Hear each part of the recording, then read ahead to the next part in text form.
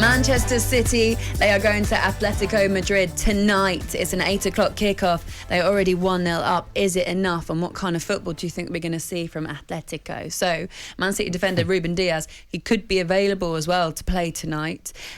Gabby, let's just get your thoughts on how you think this game's going to be won and lost.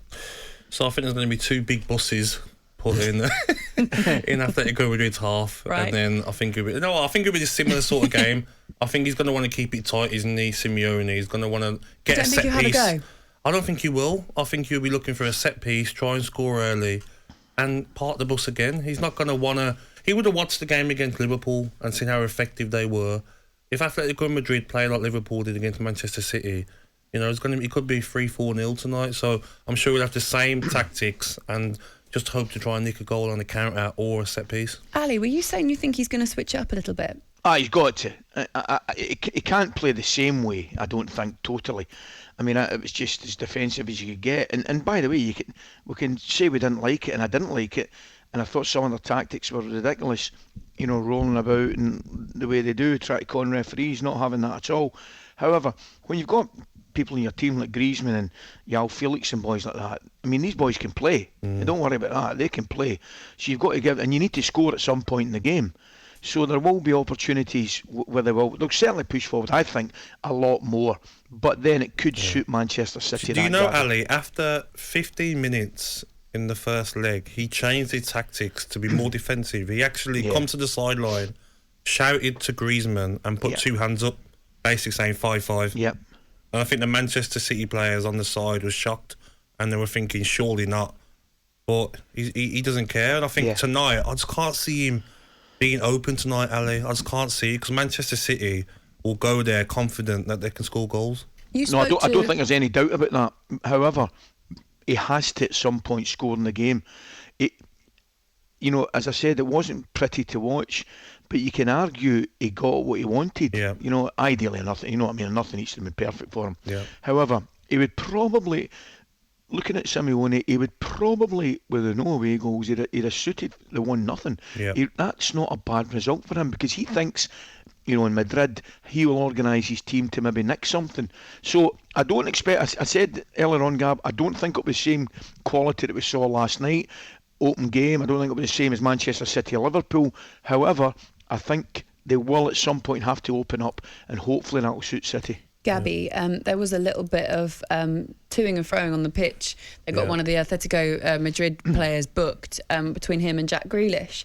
And you spoke to Jack, didn't you? Yeah. What did he say about this? He just said that when he come on, he just wanted to come on and play football. Then he got kicked early doors, didn't he?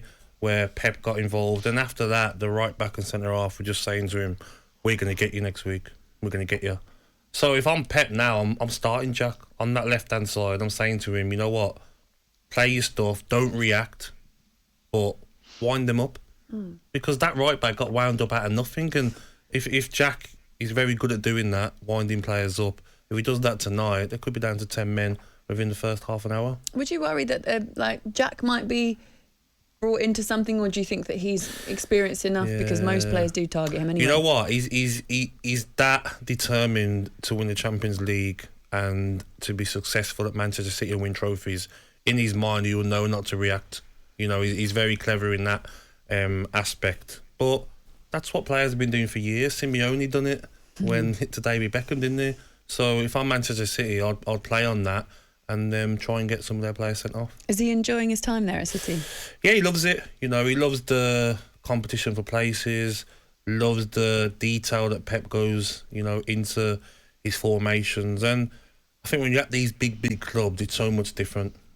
You've got 9 physios instead of 4. You've got 12 masseurs instead of 6. You know, like, so everyone's in the gym before training. Everyone's getting a massage before training. Some of the clubs that some of the teams that I played in, you know, players are having a little kick about, having a laugh before training. But at these big clubs, that lead serious, isn't it? Yeah. They're not messing around. They're not late. They're right in the gym, getting their massages and preparing for training. Do you know what you said earlier on there, Gab? I think that's absolutely vital. That, and it might be a kind of strange thing to say, but I think one of the best chances that Simeone and Atletico Madrid would have tonight is if they can rile Manchester City and knock them off their game pattern and start getting them involved in little tussles. And so the discipline, one of the most important things tonight for me is without doubt the discipline of the Manchester City I think players. they're that confident, and they've got a great chance now, haven't they, Ali, of winning the Champions League. Yeah. I think they will have that discipline. They will know. Pep will say to them before the game, Simeone's tactics will be to try and get one of you sent off as well. Yep.